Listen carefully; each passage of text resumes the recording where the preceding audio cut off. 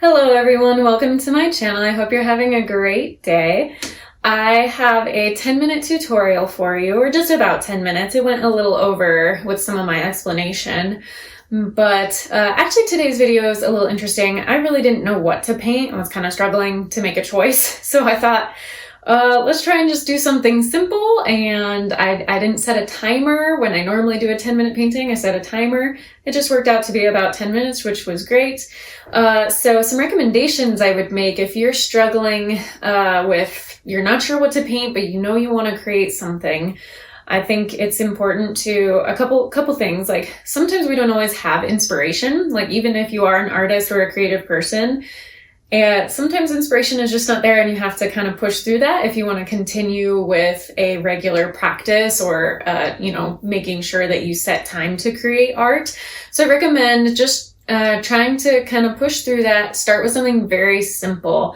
You don't want to try and tackle something super complicated because that's just not going to motivate you most likely.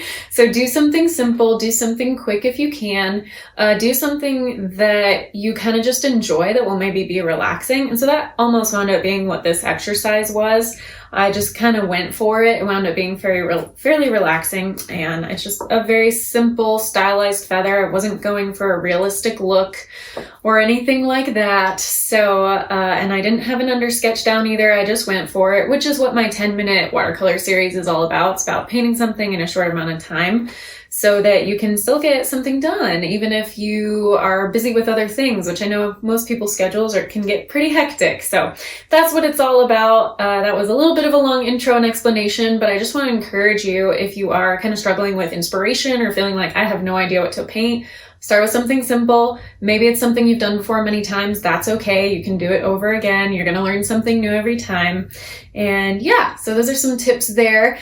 I am going to jump into this video. You're welcome to follow along. It's in real time. Before I do, I did want to mention my website, CoreyFrankCreates.com. It's the best place to get in touch with me. You can sign up for my weekly email newsletter, and in return, get my free no-brainer watercolor supplies buying guide, which can be a really helpful resource.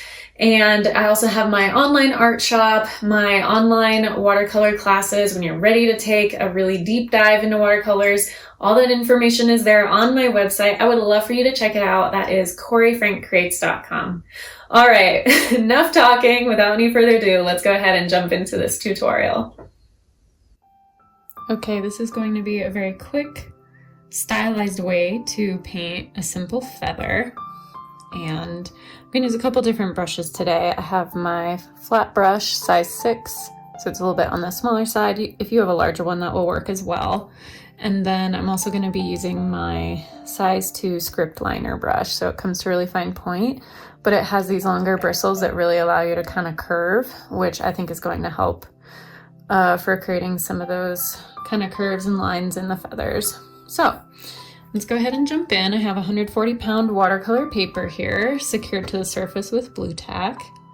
And I'm gonna go ahead and put a little bit of water on my surface. I don't want a ton. I want it to just be damp.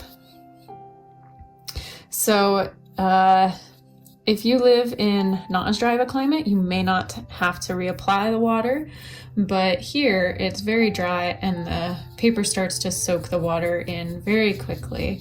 So it's a little interesting trying to find that balance of enough water where it doesn't immediately soak into the page, but not so much that it's completely waterlogged. And I'm gonna try and work fairly quickly here.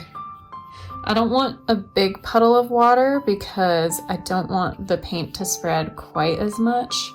So it's important to just have a thin layer. So you can probably tell from this angle that I have it pretty well spread. And I'm gonna use a pretty dark color so it shows up nicely. I'm going into my ultramarine blue, which, you know, if you have a blue macaw or something like that, you may have feathers that color. And I'm just going to start in the bottom here where the paper's dry. So I'm going to start down at the bottom. And then as soon as it hits the wet, it's going to really start spreading out, which is what I want. I want that kind of stylized look. And I'm just going to start kind of stroking these very faint kind of S curves here and there. And then as I get closer to the top, just more like arches. So down towards the bottom, I have a little bit of kind of an S curve to the shape. And then as I get towards the top, I get just more general curves. And I'm gonna go back in with my flat brush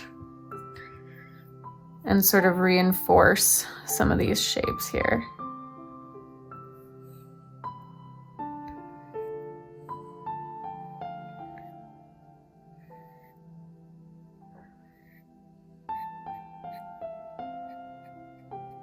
I still want my paper to be wet, so that's ideal. Just a little bit of dampness to the paper.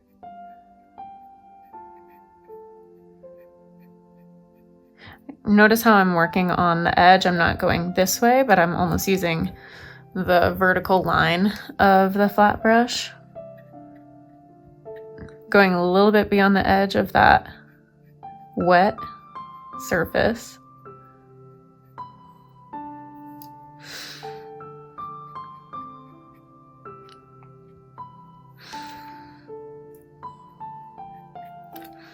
And just kind of gently stroking it. Now, I want to wait for this to dry a little more. And actually, while this is still somewhat damp, I'm going to go ahead on this side. I want this side to have a little bit of a shadow to it. So I'm going to kind of stroke this way.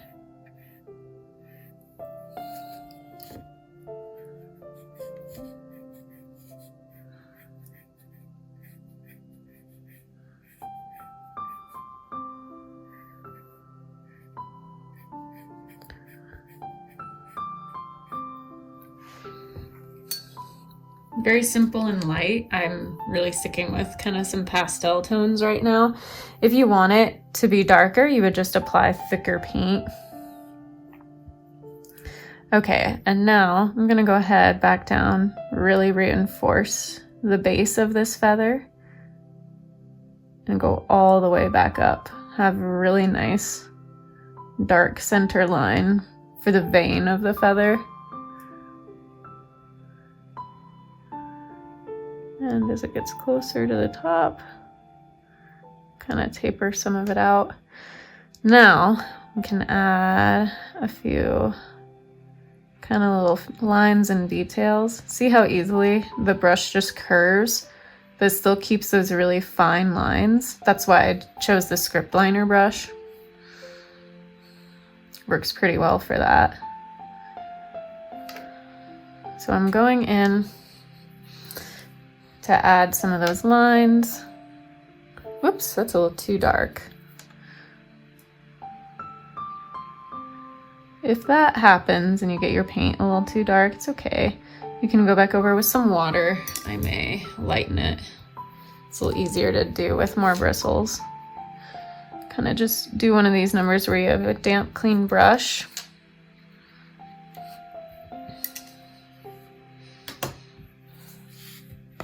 Then just dab it up with a towel.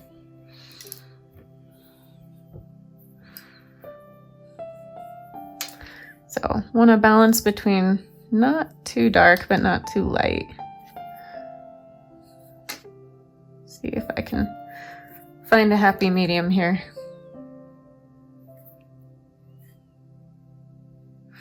Which I am having a little bit of a hard time doing that.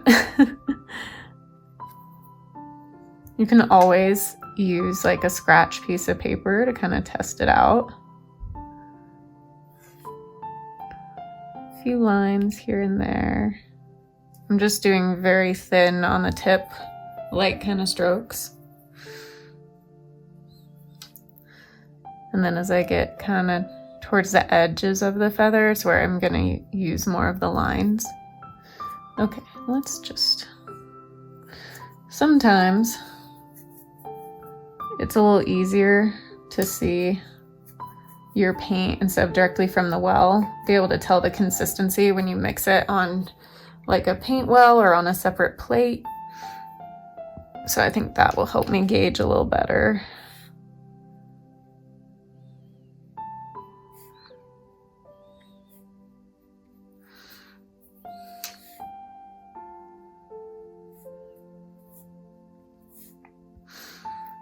really thin strokes. And it's nice because this brush, it comes to a fine point.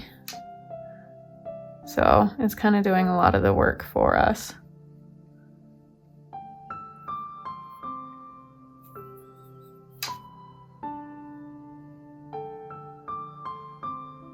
Very wispy lines up top.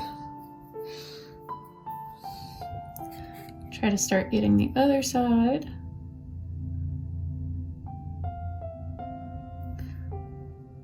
As you get towards the base of the feather, some of the sort of, I don't know, bits of it, hairs isn't quite the correct term, but they start getting a little more wacky and wild and going in kind of interesting directions. So feel free to kind of play around with that. They don't have to be following as consistent of a curve as they do on the main part of the feather.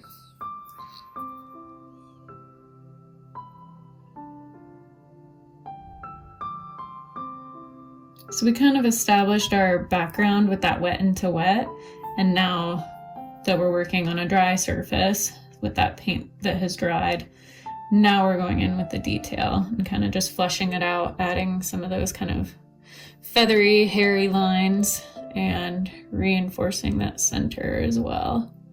I really want to try and get that nice and dark so it really stands out. There we go. Whoops. Got a little off target there.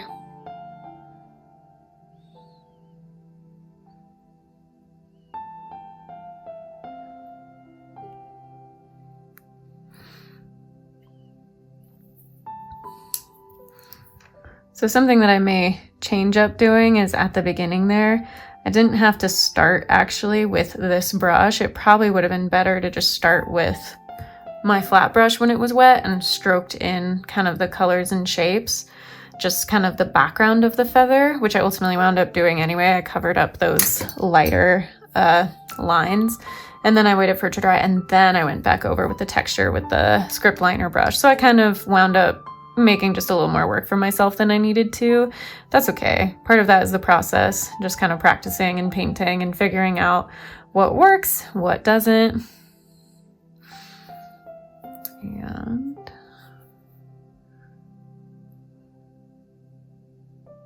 almost done.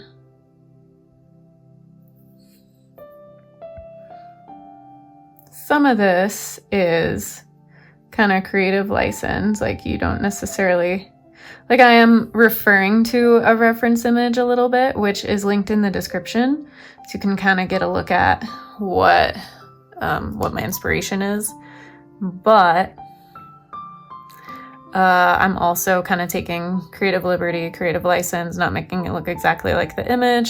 The feather is white against a really dark background. So the beauty of kind of taking your own creative liberties, being the artist, making those design and visual choices, is that you can use a reference image as kind of your basic starting point, and you can either really stick to it and try and make it look as much like the original reference as possible, or you can then have fun with it and kind of go whichever direction that you are most kind of led and excited by. So I'm really just enjoying this sort of, it's almost meditative, just this feeling of creating these really thin, detailed lines. Kind of peaceful. So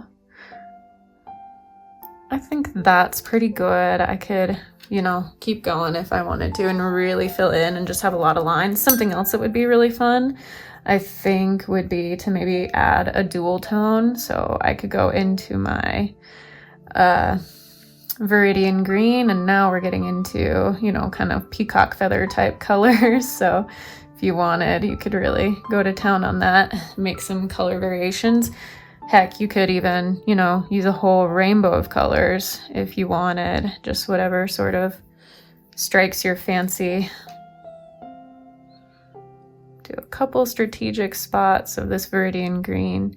And then I'm going to go ahead, I think I want to end it just about here, because I'll keep this as a 10-minute tutorial. This is going to be an art tips, tricks, and hacks video, but I think this works more as kind of just a quick painting tutorial. So let's go ahead, put a signature on it. Using that script liner brush is good practice, staying on the tip to work on a signature. And I maybe went a couple minutes over, actually 10 minutes, but part of that time I wasn't actually painting, I was just talking, so there you go, in essentially 10 minutes, just a very simple feather kind of shape. And you can kind of take it whatever direction you want as far as it being, you know, longer, shorter, more full. You can always add, you know, fun splatters of paint around it. I think for this one, I'm just going to leave it as a pure white background, really let it stand out a bit. And there you have it, pretty simple.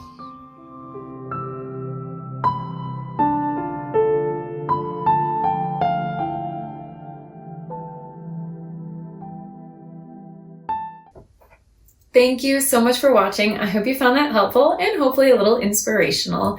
If you haven't subscribed to my channel already, I would really appreciate it if you did. And until my next video, be kind to yourself, be kind to others, God bless, and I will see you soon.